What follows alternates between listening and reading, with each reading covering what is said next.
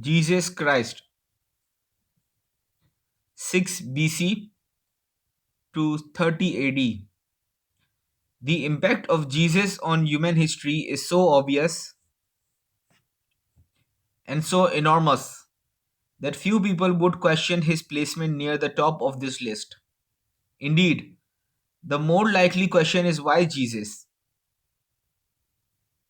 who is the inspiration for the most influential religion in history, has not been placed first. There is no question that Christianity, over the course of time, has had far more adherents than any other religion.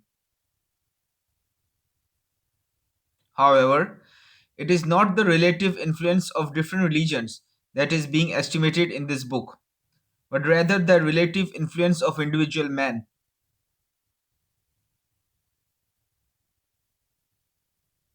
Christianity, unlike Islam, was not founded by a single person, but by two people, Jesus and St. Paul, and the principal credit for its development must therefore be apportioned between those two figures. Jesus formulated the basic ethical ideas of Christianity, as well as its basic spiritual outlook and its main ideas concerning human conduct.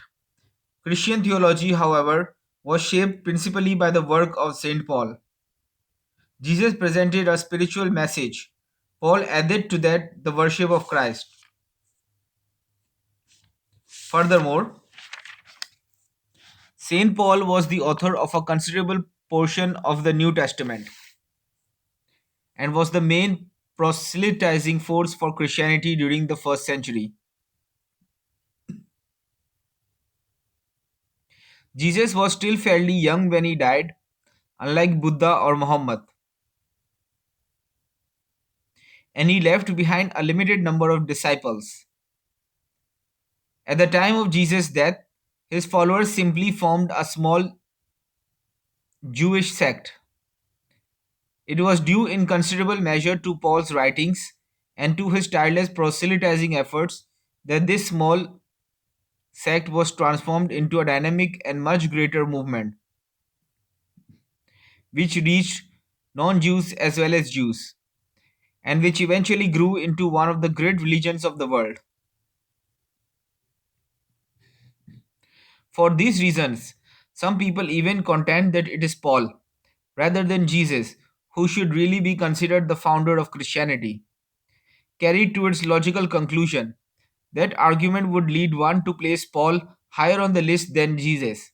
However, although it is not clear what Christianity would be like without the influence of St. Paul, it is quite apparent that without Jesus, Christianity would not exist at all.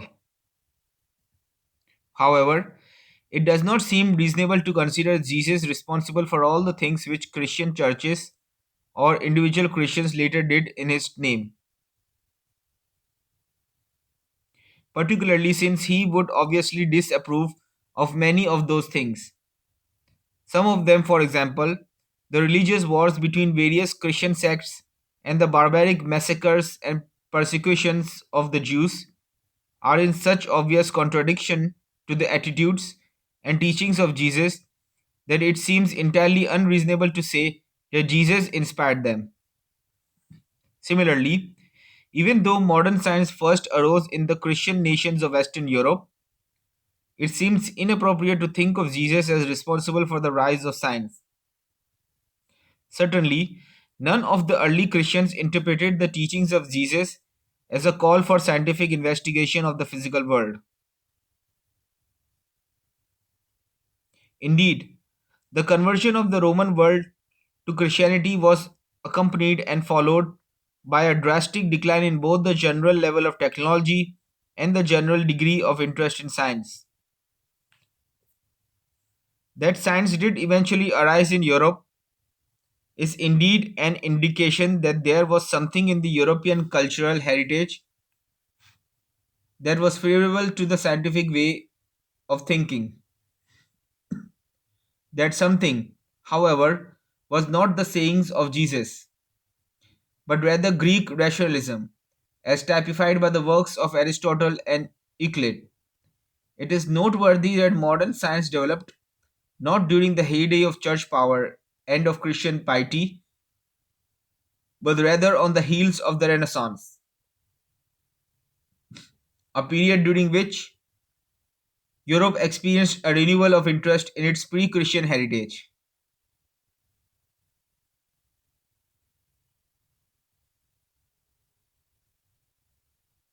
The story of Jesus' life, as it is related in the New Testament, is familiar to most readers and will not be repeated here. However, a few points are worth noting. In the first place, most of the information that we have about Jesus' life is uncertain. We are not even sure what his original name was. Most probably, it was the common Jewish name Yeshua, Joshua in English.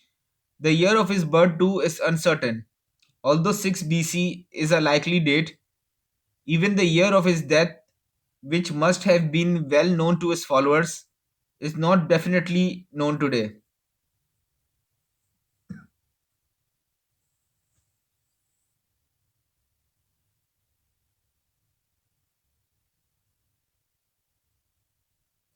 Jesus himself left no writings behind, and virtually all our information concerning his life comes from the accounts in the New Testament.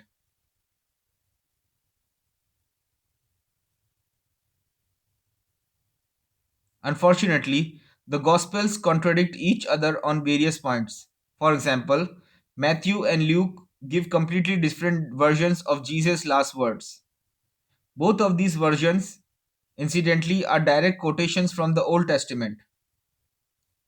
It was no accident that Jesus was able to quote from the Old Testament. Though the progenitor of Christianity, he was himself a devout Jew. It has been frequently pointed out that Jesus was in many ways very similar to the Hebrew prophets of the Old Testament and was deeply influenced by them. Like the prophets, Jesus had an extraordinary impressive personality, which made a deep and lasting impression on the people who met him. He was charismatic in the deepest and fullest sense of the word.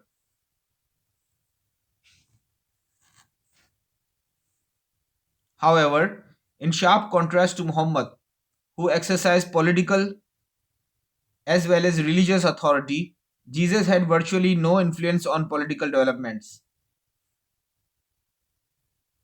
during his own lifetime or during the succeeding century. Both men, of course, have had enormous indirect influence on long term political developments. Jesus made his influence felt entirely as an ethical and spiritual leader.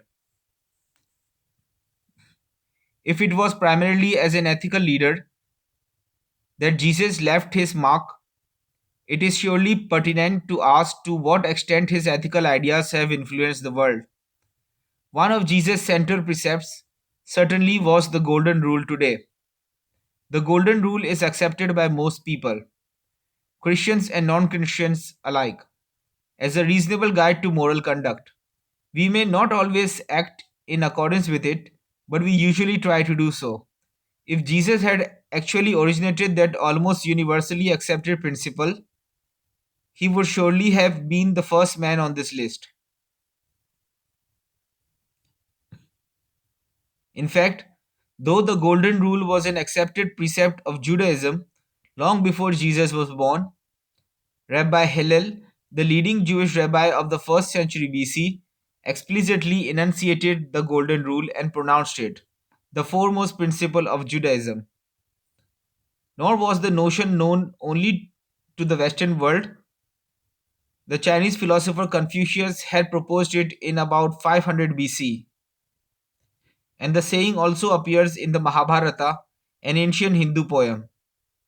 In fact, the philosophy behind the Golden Rule is accepted by almost every major religious group.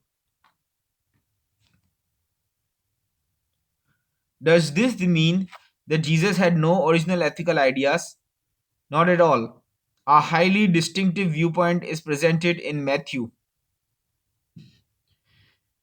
Ye have heard that it had been said, thou shalt love thy neighbor and hate thine enemy.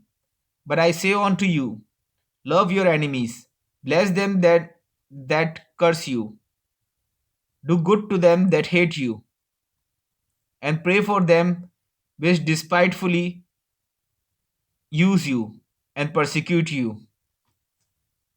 And a few lines earlier, resist not evil, but whosoever shall smite thee on the right cheek, turn to him the other also. Now, these ideas, which were not a part of the Judaism of Jesus' day, nor of most other religions, are surely among the most remarkable and original ethical ideas ever presented. If they were widely followed, I would have had no hesitation in placing Jesus first in this book. But the truth is that they are not widely followed. In fact, they are not even generally accepted. Most Christians consider the injunction to love your enemy as at most an ideal, which might be realized in some perfect world, but one which is not a reasonable guide to conduct in the actual world we live in. We do not normally practice it, do not expect others to practice it, and do not teach our children to practice it. Jesus' most distinctive teaching, therefore, remains an intriguing but basically untried suggestion.